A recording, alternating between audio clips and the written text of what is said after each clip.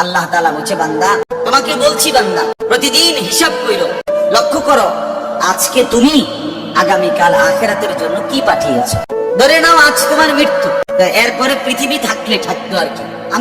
আমি মরে গেলে ভাইয়া পৃথিবী মনে করো আরো অনেক দিন থাকবে। পৃথিবী ধ্বংস হয় নাই, বুঝলাম কিয়ামত আরো 100 কোটি বছর পরেই হোক না, কিন্তু আমি তো, আমার হায়াত তো শেষ, আমি তো আর পৃথিবীতে ফিরবো না। তাই এরপরে পৃথিবীর সবাই যদি চাঁদের দেশেও চলে যায় আমার কি লাভ? এরপরে মানুষ সব যদি স্বর্ণের বাড়িতেও থাকে আমার কি ফায়দা? আমার ফায়দাটা কি ভাই? বাবা বলে সুদের টাকা দিয়া, ঘুষের টাকা দিয়া, হারামের টাকা দিয়ে, আল্লাহর নাফরমানি করে, অবৈধ পন্থায় হারাম রোজগার করে ঘর বাড়ি দিয়ে গেলেন, ছেলে পেলে করে দিয়ে গেলেন, কিন্তু আপনি তো থাকতেন না। আপনি তো খুব অল্প সময়ের ব্যবধানে খবরে চলে যাবেন, তো সেই খবরে কেমনে থাকবেন? নিজের ঘরকে অরক্ষিত করে, নিজের ঘরে ডাকাত রাইখা আপনি বুঝি আরেকজনের ঘর বাঁচাইতে গেলেন।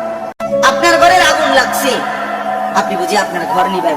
এই বোকামি আমাদের বয়স্ক লোকরা করে। শেষ বয়সে হারাম টাকা, সুদের টাকা দিয়া, অবৈধ টাকা দিয়া, কিস্তিতে টাকা দিয়া ঘর জমি কিনে, বাজারে ভিট লইয়া দিছে, দোকান নিয়ে বিদেশ পাঠাইয়া দিছে, বাপ হিসাবে 12 লাখ টাকা সুদে নিছে, কিস্তিতে নিছে। হায় মুসলমান, কি করলেন?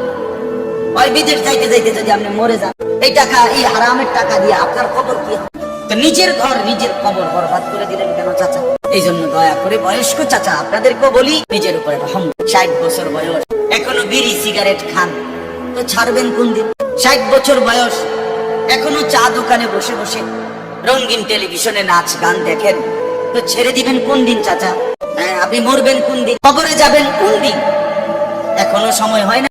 আখিরাতের কথা মনে পড়বার টাইম আজও হয় না? 60 বছরও কবরের কথা মনে পড়লো না? আহা, কি পাষাণ মানুষ! মুসলমান এত শক্ত হয় কেন? ইমানদার এত কঠিন হয় কেমনে ভাইয়া?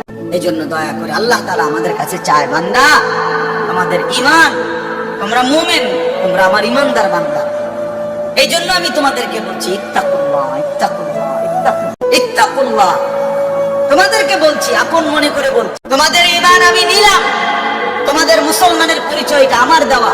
আমি যদি মুসলমান মায়ের ঘরে জন্ম না দিতাম, তো পৃথিবীর কোন শক্তি তোমারে ইমানদারের ঘরে জন্ম দিতে পারতো না। আমি বানাইছি বান্দা।